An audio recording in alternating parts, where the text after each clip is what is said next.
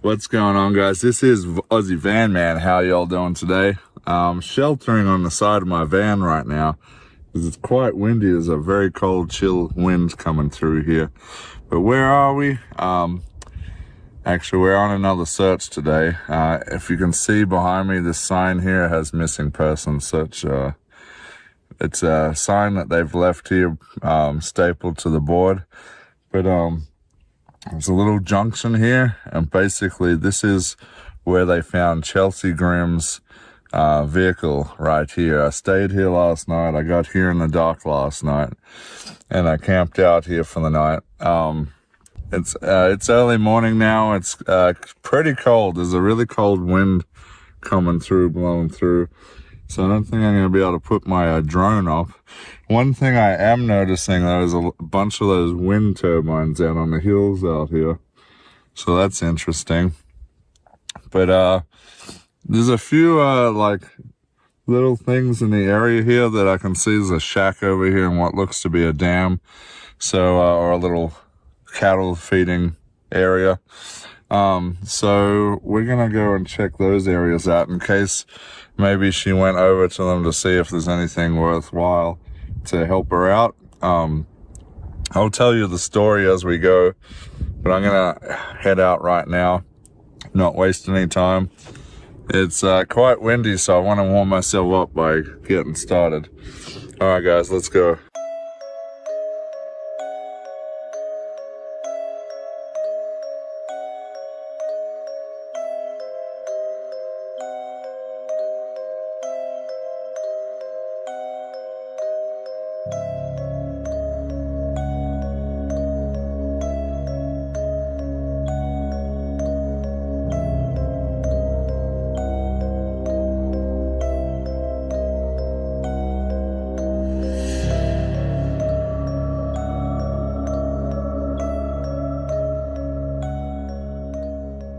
Mark, see how she's pulled this down straight down into the grass?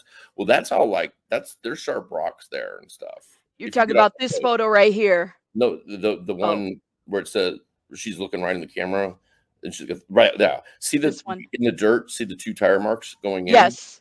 So she went in, she's gone into the grass. Now when she backs out and come in, there is rocks and sharp stuff in that grass. You don't want to get off that road. That road is hard paved. You can drive 40 miles an hour on it, but you don't want to get off it. And she obviously just plowed right in off of it. So she would have needed somebody's assistance to pull her vehicle out. No, what I'm saying is when she pulled out, she very well could have like popped the tires by running over a rock, a sharp lava rock or something like that.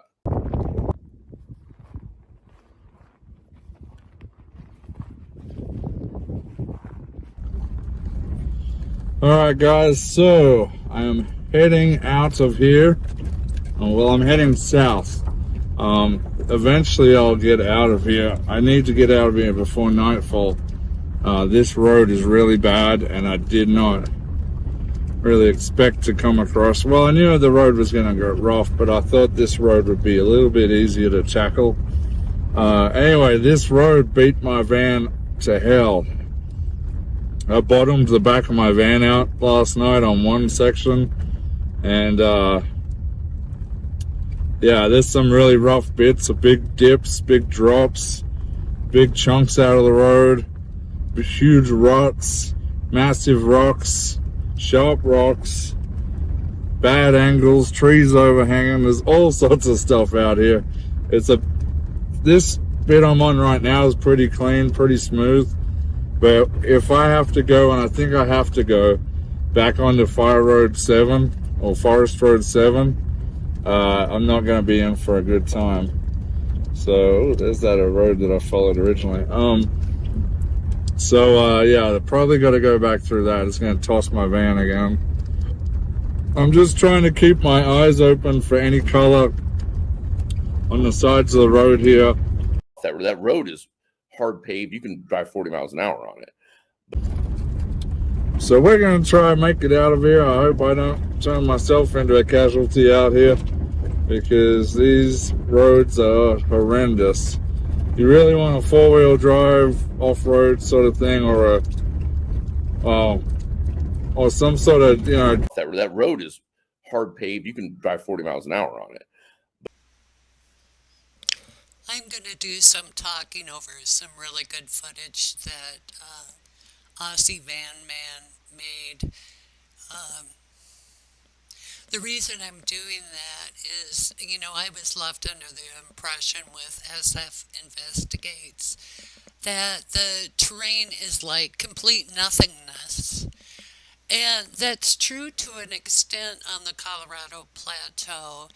But as there's terrain changes, which means there could be juniper forests. Forest isn't the right word, maybe like high chaparral and higher elevations, you get into pine, that type thing. So I think Aussie Van Man does a much better job uh, showing the true nature of this land. He went out and hiked like all day, 10 miles, scouring the landscape, so kudos to him. Hi, everyone. Thanks for stopping by. I This last July, a 16-year-old boy went missing east of Flagstaff along I-40. And then at the end of September, we have a 32-year-old woman go missing west of Flagstaff along I-40. In no way am I saying they're connected, but it's just a pretty strange curiosity. What I want to talk about today is about Chelsea Grimm going missing and kind of some conflicting information or not full information, this type thing, or, maybe even a little misleading information. Just as you've just seen, these two people characterize the road that Chelsea went missing on very differently. And I've been in Arizona a long time. I've been four-wheeling, back-roading, hiking, you name it, in different parts of the state. And I'm going to lean with the Aussie on this one because, roads tend to stay more maintained, like, say, in a heavy camping area. Now I'm talking gravel road. And the further away you get from anybody's house, for example, the more rough the roads get. They just take a beating. So anyway, I'm going to lean with the Aussie that maybe the first mile out of town where there's civilization, the road might be maintained. You can go 40, but once you get beyond that, in the ranch land, the BLM, National Forest, they're less and less maintained. Okay, now that's point number one. And what else I want to talk about is the emphasis put on how troubled Chelsea was in regard to her boyfriend.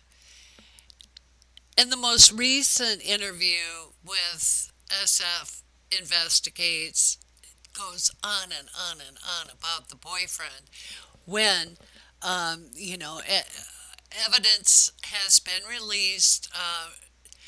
Arizona is very generous about FOIA requests and releasing of information.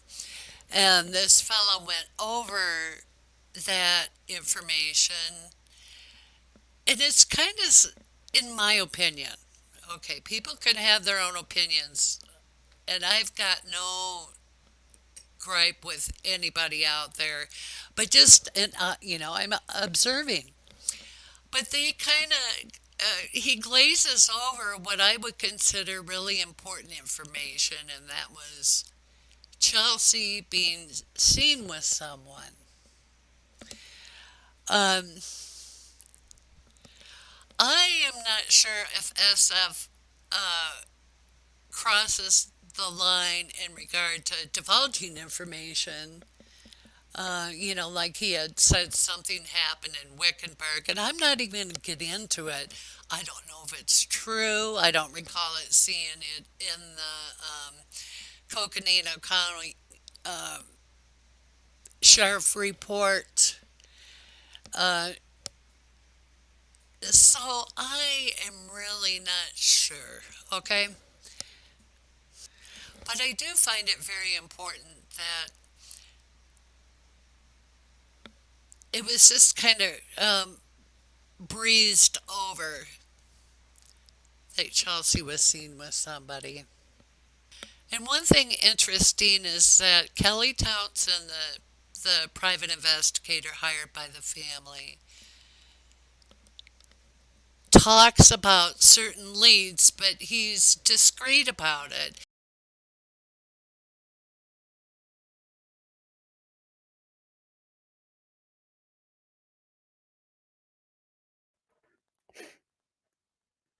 Okay.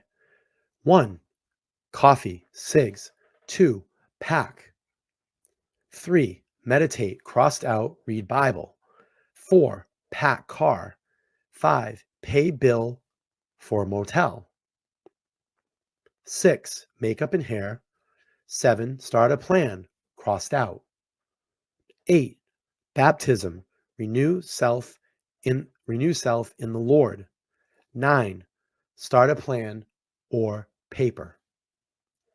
I'll read through some of it here, but so this is on excuse me, on September 28th. She described Chelsea as an out of its state. Chelsea told her she was having anxiety issues. Blank was able to provide me with the ring camera footage of the encounter that she'd been added to this case. It should be noted that in this video, Chelsea is traveling alone. The parking lot is visible and there does not to be appear anybody following her. Okay, let's keep going. So we have tips. A sighting of Chelsea was reported, possibly at a Dunkin' Donuts on Mesa on 10/7. We had a Circle K sighting on 10/10, and I'm just going to leave this up so you can read through it. I'm not going to read through all of them because I want to try to get through this presentation in the next 40 minutes or so we have it all on one stream. But I'll leave this up so if you want to read it. I contacted Blank on 10/17, who reported hunting in the area where Chelsea went missing. And the hunting in the area, again, is just more tips that came in. I'll just leave this. I'm not going to read through it completely, but that was the hotel check-in in Slagelman. I'm just going to scroll down here, give you a little bit more. More hunters reporting. It was an interaction. Said he asked if she needed any assistance. She advised that she had 2 flat tires, and no gas. So here, this was on the 30th. I contacted Blank, who was reported hunting in the area of camping on Farm State Road 6A. He advised approximately 1100 hours on 9/30. He was driving off Farm State Road 6 northbound, heading to the camp of 6A. He advised he noticed Chelsea's vehicle in the middle of the roadway. He went to the left of her vehicle and stopped. A single white female, believed to be Chelsea, opened the driver's door and apologized for blocking the roadway. He asked her if she needed any assistance. She advised that she had 2 flat tires and no gas. He asked how they could assist her. She stated that she had already called someone and they were coming to switch out her vehicle and she didn't need any assistance. He described Chelsea as out of it during this encounter. Blank was traveling with Blank during the encounter. He described the female in the car wearing jean shorts, a crop top, and then continued driving. He believed no more than 10 minutes later, he turned around because they felt bad leaving a single white female in the road. When they turned around, the car was in the same location, but it was locked up. They did not see Chelsea anywhere in the roadway or surrounding area. They did not look into her car. They did look into her car and noticed her purse and a bong were on the driver's seat. They then went back to their campsite and spent the night. So that means that she came back at some point because that bong was moved. It wasn't in the driver's seat, remember? So she came back to the vehicle at some point. So she left and came back. During the night of the 30th, I advised that it rained and lightning all night. On October 1st, he was again driving down Farm State Road and came across the vehicle. He again exited his vehicle and noticed the car was secure and the bong had been moved and he could no longer see the purse. This was the last interaction with the vehicle. It should be noted that during the encounter, he reported Chelsea was alone. It did not appear to be in distress. Okay, now we're going to get to some really interesting information. We're going to get to PJ's interview with Detective Luna. Okay, let's do a read through because I thought this was some of the most important eyewitness accounts, in my opinion. First of all, I just want to say my other video had me very skeptical about the Euros. And it was mentioned twice in the report by Coconino County Sheriff about the Euros. It just begs the question. Now, this location where she went missing is not that far away from the Grand Canyon. There's actually a train out of Williams that goes up to the Grand Canyon. You know, it's a tourist thing and it goes to Grand Canyon Village. So there are more tourists there, but still, come on. Who takes I have never heard of anybody trying to spend or take euros in Arizona. It's just so peculiar, and it begs the question, why euros? Okay, I'm going to beat that one to death. Okay, so here's some eyewitness accounts, and I want to do a read-through because these are eyewitness people. And woodcutters, hunters, are 99% salt of the earth people. And there's multiple witnesses, so I give credence to these things, okay? And I don't think they should be ignored. Okay, kind of in the middle of the page, I contacted so-and-so on 10/17. Now, this is the sheriff's office narrative. And they reported, I contacted so-and-so on 10/17 who reported hunting in the area where Chelsea went missing. So-and-so was hunting in the area with his wife and then blacked out in the week of 9/25 through 9/29. He advised he was driving on Forest Service Road 124 at approximately 6:11 a.m. On 9/29, he passed a small white Ford SUV he believed to be Chelsea's. He stated he observed a Hindu male sitting in the driver's seat who appeared to be on a cell phone. He also observed a white female he believed to be Chelsea walking toward an elk just south of the vehicle. He stated the car appeared to be in good working order and thought they were possibly hunters. The vehicle was approximately 20 feet off Forest Service 124.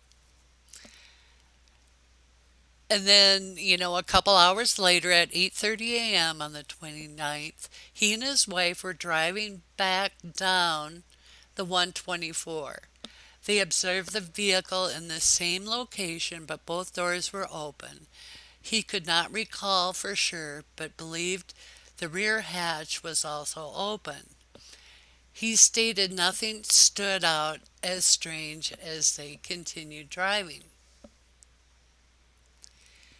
I later contacted this man who also, or someone else, I guess, who also reported hunting in the area and camping on Forest Service 6A. He advised at approximately 11 a.m. on 9/30, 2023, he was driving on Forest Service 6 northbound heading to his camp on 6A. He advised he noticed Chelsea's vehicle in the middle of the road. He went to the left of her vehicle and stopped. a single white female believed to be Chelsea opened the driver door, and apologized for blocking the roadway. He asked her if she needed any assistance. She advised that she had 2 flat tires and no gas. He asked how could he assist her. She stated she had already called someone and they were coming to switch out her vehicle and didn't need any assistance. He described Chelsea as, quote, out of it, unquote, during the encounter. Someone was traveling with so-and-so during this encounter. He described the female in the car as wearing jean shorts and a crop top.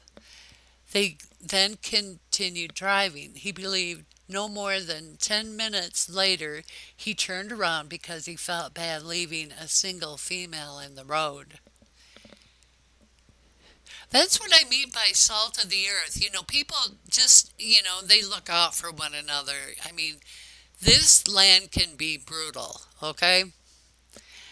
When they turned around, the car was in the same location, but it was locked. They did not see Chelsea anywhere in the roadway or surrounding area. They did look into the car and noticed her purse and bong were on the driver's seat. They then went back to their camp to spend the night.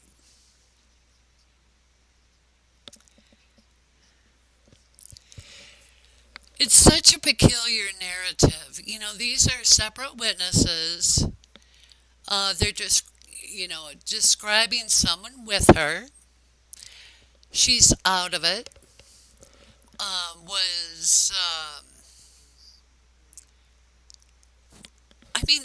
It begs the question, was she being drugged? Did she meet somebody online? I mean, there's just 101 questions, but we cannot disregard these eyewitness accounts. Sure. So Brittany's asking, she has a question. She says, does Steve believe she's still in Arizona? Yes. Yeah, I think she is too. I think she's still in Forest. Yeah. Unfortunately. PJ right now. I'm not out here to try to bash on you or anything.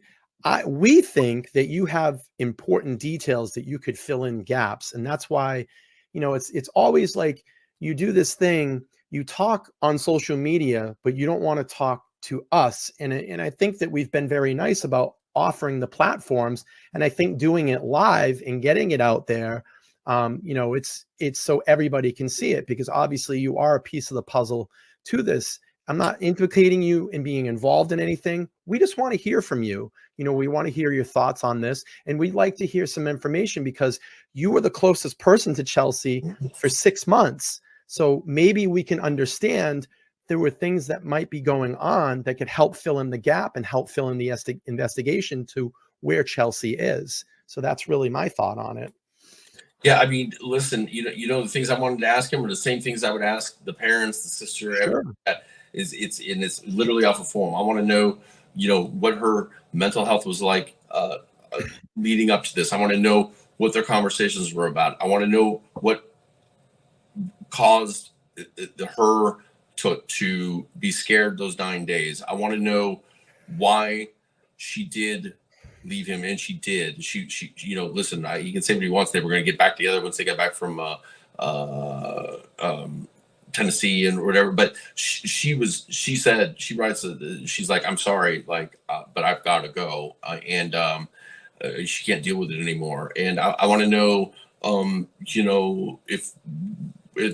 what her alcohol and substance use was like. I want to know if when he talked, so we were under the impression we never talked to her there. Now we find out that when she was on this trip, he did talk to her. Yeah. And that's really frustrating to find out that when she was in a motel and they were talking, and we didn't know that till like a couple weeks ago. And how long into this are we?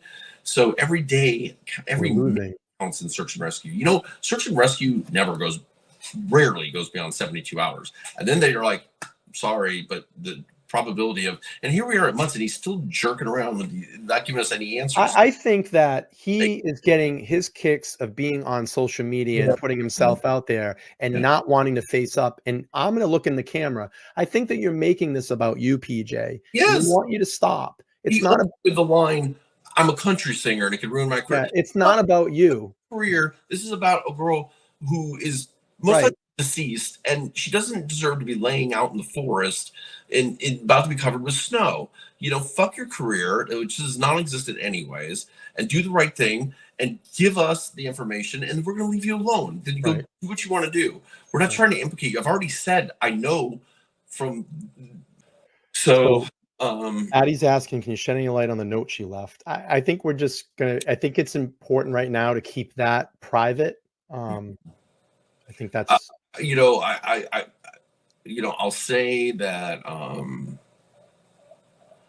So I know that we have a similar thing in our background where suicide's been. Probably just screwed up here. That's all right. So, so my brother and I lost my brother and my mother to that. And me too. Yep. That you have, and I don't think that this is the case in this, but my point is mental health is something we really need to pay more attention to and not be ashamed of and be willing to talk about it. And listen, I think that is going on here. There were some things with the particular to the bearded dragon, and if you go get the reports, you can read it on your own. But there's some things in particular to the bearded dragon that were going on mental health wise, and the note. I'll just say the note tied into the dragon. A person in her life that she lost that died like 7 or 8 years ago, and I think she was going through a really hard time. Yeah. So I'm gonna leave you alone. Then you go do what you want to do. We're not trying to implicate you. I've already said I know from San Diego Narcotics Division that you were in San Diego when she went missing. I know that, and I know the other guys are investigation with you. So we're not trying to pin you on anything. Just wanted the answers. Now it's too late. I'm out. So I don't need to talk to you. Don't call me. Don't write me anymore. Like I told you when I needed the information, but I'm not part of it anymore. But I would give your true and accurate statement to Kelly, and I would do it like right away. Yeah. That's all we want. I mean, just to fill in some of those gaps. But you've been bouncing around everywhere on everybody's platform. You leave comments on my thing. You have my number. You and I have texted. I've had phone conversations with you. I've treated you very respectfully. We just want to fill in some of the information that could fucking help solve where this young lady is. Like that's it. I mean, that's all that we want. We just want to bring her home. And if she's in any type of distress, then we need to help her. Hazel's asking really quick, could she, but going further, I'm not going to waste any more time on you. If you want to do it, I'll drop the link for you. You can call me when I'm live and we can talk about it, but I'm not going to bullshit. I'm not wasting my time on it anymore. I have better things to do to look in and try to find out where Chelsea is. Bottom line, I'm done. And I just want to throw one thing in. Like I tried for the longest time to give him a chance. I was not going to put out the audio where she says that because that's their personal business. That's between them and if it's a legal matter, deal with it. But he challenged me to do it this morning. And I'll tell you another thing, PJ, I know what happened on the 22nd. So like a lot of the questions I asked him, I know the answers to. 90% of them I know the answers to. I know there was an event on the 22nd. So just like I need to know what her real mindset was after that and what it was that scared her to death. But I know generally what it was because, well, I can't. Yeah, sure. But he just needs to be forthcoming because this girl was, I just saw a question go by. I might be a little bit behind. So she passed up help or something like that, and she did pass up help. And the only thing I can figure, 2 hunters came by. They came by, they saw she said, I have 2 flat tires and I'm out of gas, but I called, yes. But she said that she had called someone and they were bringing her a replacement or something to that effect. Right. They leave and then they say, we can't leave, they felt weird about leaving a female alone on Forest Road 6. And so they go back and they ask her again. And she says she doesn't need help. Now, this is at noonish, right? And I have pictures of her in the car at 5:51. So she spent 6 hours there. She's got a fear of men now because of what's happened to her. And I'm not saying it's just PJ. I have a feeling that there's trauma throughout her life, which I feel just devastated for her about. But this is what happens when men beat on women. They become so fearful that she thought it was a better idea. She was more comfortable hiding and walking out of a forest that she's 14 miles deep in than accepting the help from two guys in a 4x4 that could have got her out okay. And that's not okay. It's whatever put her in that state of mind, and is just not fair, because she literally may have lost her life because of that fear that's been instilled in her, and it sucks. That my co-star. Objection, Your Honor. Hearsay. Objection calls for hearsay leading. There were these so wonderful. Objection, Your Honor. Non-responsive. To make of it. Objection calls for speculation and hearsay. Okay, this is straight up my opinion, but there sure seems to be a lot of wasted breath on the boyfriend. And why? Why so much chatter? Okay, I'm just going to speak my opinion, but it sure seems to be way too much emphasis on the boyfriend than actual investigative clues. I'll leave it at that.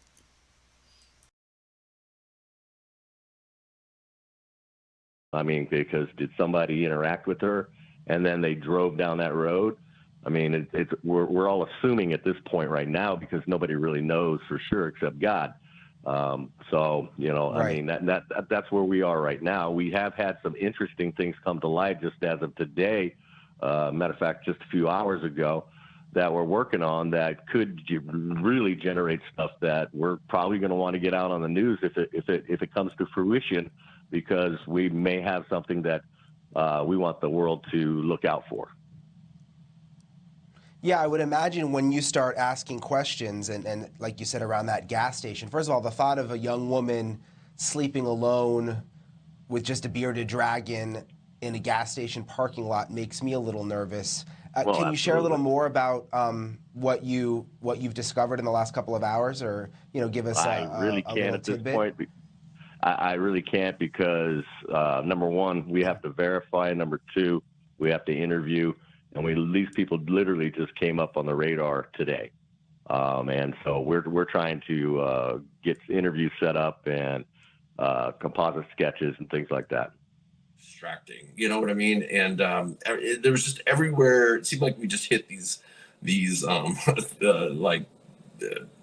barriers everywhere. I mean, thank God that Coconino County kind of saw that it was becoming a real shit show, and they deemed it non-criminal case, and they were like, you can have the evidence back, and I went to the evidence room and they gave it all back, and thank God, because it provided a lot of answers, but we could have used all that input from them. And the thing is, here's what it comes out to answer that question.